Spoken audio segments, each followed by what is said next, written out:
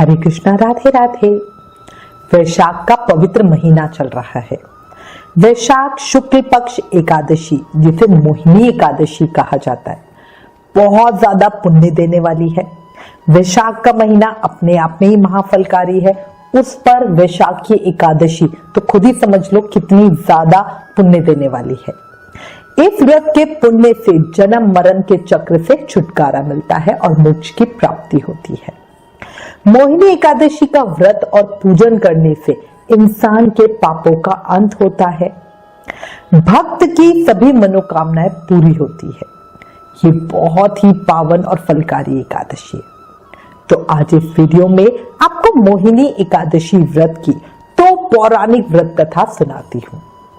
जो लोग व्रत नहीं कर सकते हैं वो भी एकादशी की पूजा करके व्रत कथा जरूर सुने। अब पूरे मन, प्रेम और भाव के साथ इस कथा को सुने। इस कथा को सुनने मात्र से यज्ञ करने जितना फल मिलता है। अपने हाथ में फूल, तिल, दक्षिणा लेकर प्रेम, मन और भाव से सुने। शुरू करते हैं।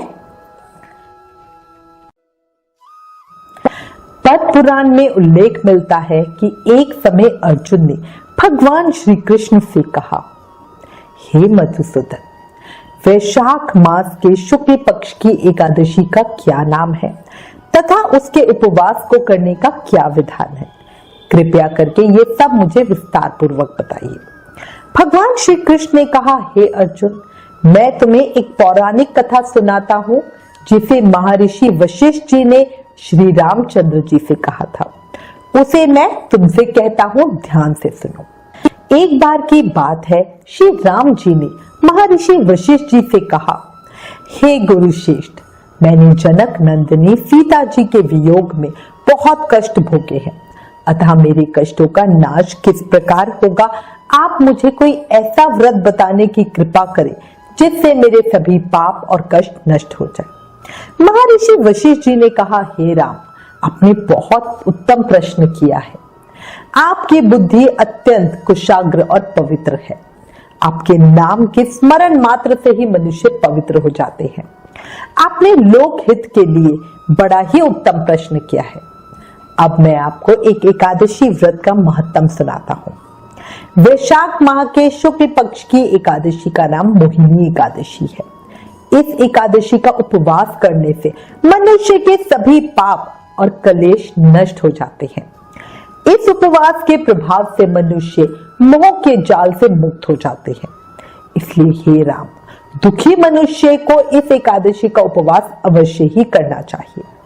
इस व्रत के करने से मनुष्य के सभी पापों का अंत होता है। अब आप इसकी कथा को श्रद्धापूर्वक सुनिए। प्राचीन समय में सरस्वती नदी के किनारे भद्रावती नाम की एक नगरी बसी हुई थी। उस नगरी में द्रुतिमान नाम का राजा राज्य करता था। उसी नगरी में एक वैश्य रहता था जो धन धान्य से पूर्ण था। उसका नाम धनपाल था। वो अत्यंत धर्मात्मा तथा नारायण भक्त था। उसने नगर में अनेक भोजनालय, प्याऊ, कुएं, तालाब, धर्मशालाएं आदि बनवाए। सड़क के किनारे आम, जामुन, नीम आदि के वृक्ष लगवाए जिससे पथिकों को सुख मिले। उसके 5 पुत्र थे, सुमना, द्युतिमान, मेधावी, सुकृत तथा धृष्ट बुद्धि। धृष्ट बुद्धि 5वां और सबसे बड़ा पुत्र और अत्यंत पापी और दुष्ट था। वो वैश्याओं और दुष्टों की संगति करता था। इससे जो समय बचता था उसे वो जुआ खेलने में बिता देता था। वो बड़ा ही अधम था और देवता, पितरों आदि किसी को भी नहीं मानता था। अपने पिता का अधिकांश धन वो बुरे व्यसनों में ही उड़ाया करता था। मदपान तथा मांस का भक्षण करना उसका नित्य कर्म था। जब काफी समझाने बुझाने पर भी वो सही रास्ते पर नहीं आया तो दुखी होकर उसके पिता, भाइयों तथा कुटुंबियों ने उसे घर से निकाल दिया और उसकी निंदा करने लगे। बाकी 4 पुत्र पिता की तरह बहुत ही नेक थे। घर से निकलने के बाद वो अपने आभूषणों तथा वस्त्रों को बेच बाच कर अपना ऐसे तैसे गुजारा करने लगा। धन नष्ट हो जाने पर वैश्याओं और उसके दुष्ट साथियों ने उसका साथ छोड़ दिया। जब वो भूख प्यास से व्यथित हो गया तो उसने चोरी करने का विचार किया और रात्रि में चोरी करके अपना पेट पालने लगा। लेकिन एक दिन वो पकड़ा गया, पर सिपाहियों ने वैश्य का पुत्र जान के छोड़ दिया। जब वो दूसरी बार फिर से पकड़ा गया तब भी सिपाहियों ने उसका कोई लिहाज नहीं किया और उसे राजा के सामने प्रस्तुत करके उसकी सारी बात बताई। तब राजा ने उसे कारागार में डलवा दिया। कारागार में राजा के आदेश से उसे बहुत कष्ट दिए गए और अंत में उसे नगर छोड़ने के लिए कहा गया। दुखी होकर उसे नगर छोड़ के जाना पड़ा।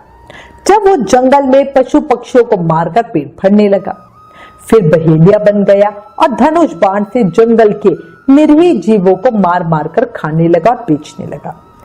एक बार वो भूख और प्यास से व्याकुल होकर भोजन की खोज में निकला।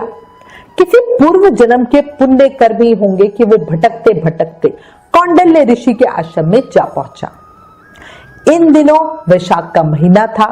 कौंडिन्य मुनि गंगा स्नान करके आए थे। उनके भीगे वस्त्र की छींटे मात्र से इस पापी को कुछ सद्बुद्धि मिली।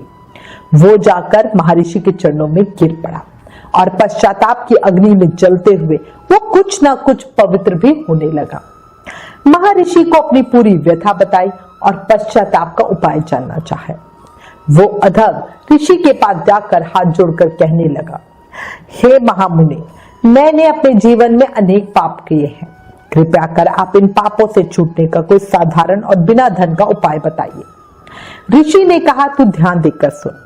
वैशाख माह के शुक्ल पक्ष की एकादशी का व्रत कर। इस एकादशी का नाम मोहिनी है। इसका उपवास करने से तेरे सभी पाप नष्ट हो जाएंगे। ऋषि के ऐसे वचनों को सुनकर वो बहुत प्रसन्न हुआ और उनकी बताई हुई विधि के अनुसार उसने मोहिनी एकादशी का व्रत किया। इसके बाद वशिष्ठ जी बोले, हे राम, इस व्रत के प्रभाव से उसके सभी पाप नष्ट हो गए और अंत में वो गरुड़ पर सवार होकर विष्णु लोक को गया। संसार में इस व्रत से उत्तम दूसरा कोई व्रत नहीं है। इसके महत्तम के श्रवण व पठन से जो पुण्य मिलता है वो पुण्य 1 सहस्र गोदान के बराबर है। एकादशी महत्तम समाप्तम। अब मैं आपको मोहिनी एकादशी व्रत की दूसरी पौराणिक व्रत कथा बताती हूँ। पौराणिक मान्यताओं के अनुसार देवता और असुरों के बीच जब समुद्र मंथन हो रहा था तो समुद्र से अमृत कलश मिला। इस अमृत कलश को लेकर देवता और असुरों में विवाद छिड़ गया, क्योंकि दोनों ही अमृत पीकर अमर होना चाहते थे। विवाद की स्थिति जब युद्ध की तरफ बढ़ने लगी तो भगवान विष्णु ने एक सुंदर स्त्री का रूप धारण किया। इस सुंदर स्त्री का रूप देखकर असुर मोहित हो गए। उस स्त्री ने असुरों को अपने प्रेम के जाल में फंसा लिया और सारा अमृत देवताओं को पिला दिया, जिससे देवताओं ने अमर तत्व प्राप्त कर लिया। मान्यता है जिस दिन भगवान विष्णु ने मोहिनी का रूप धारण किया था उस दिन वैशाख मास के शुक्ल पक्ष की एकादशी तिथि थी, इसलिए इस दिन को मोहिनी एकादशी के रूप में मनाते हैं। इस दिन भगवान विष्णु के मोहिनी स्वरूप की पूजा होती है। बोलो मोहिनी स्वरूप भगवान विष्णु की जय, मोहिनी अवतार की जय, लक्ष्मी नारायण भगवान की जय। अंत में कहूंगी, हर व्यक्ति के पास मनचाहा कर्म करने की पूरी आजादी है, लेकिन उस कर्म के अनुसार परिणाम के लिए भी तैयार रहना चाहिए। याद रखना, सब कर्मों का खेल है, जो किया वो वापस आएगा। आज जो तुझे रुला रहा है कल कोई उसे रुलाएगा, है ना? इसलिए हमेशा शुभ कर्म करते रहो, कभी किसी का बुरा मत सोचो। करना तो बहुत ही दूर की बात है। और वैशाख के इस पवित्र महीने में शुभ कर्म करने का सबसे आसान तरीका है ना? इस महीने में किए गए किसी भी कर्म का फल हमें बहुत अधिक होके मिलता है। अगर हम अच्छे कर्म करेंगे तो भी अधिक होके मिलेंगे, बुरे कर्म करेंगे तो वो भी अधिक होके मिलेंगे। इसलिए ध्यान रखना, अभी भी समय है, सब ठीक कर लो।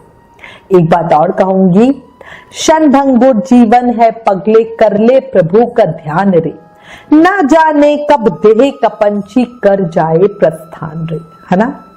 याद रखो, मन में बसा लो, जीवन का कोई भरोसा नहीं है। इसलिए अभी भी समय है, ज्यादा से ज्यादा नाम जाप करके जन्म मृत्यु के चक्र से ही छुट्टी पा लो, क्योंकि कलयुग केवल नाम आधारा। कलयुग में सिर्फ नाम जाप करके ही भक्ति, मुक्ति, प्रेम, शक्ति सब पाया जा सकता है। इसलिए प्रेम से, मन से, भाव से, हर समय, हर पल, हर सांस के साथ जाप करते रहो। हरे कृष्ण कृष्ण कृष्ण हरे हरे, हरे राम राम राम हरे हरे। लास्ट में एक रिक्वेस्ट, प्लीज इन वीडियोस को ज्यादा से ज्यादा शेयर करके एकादशी व्रत के प्रभाव को सबको बतलाओ। Please like, share and subscribe. Thank you. Hare Krishna.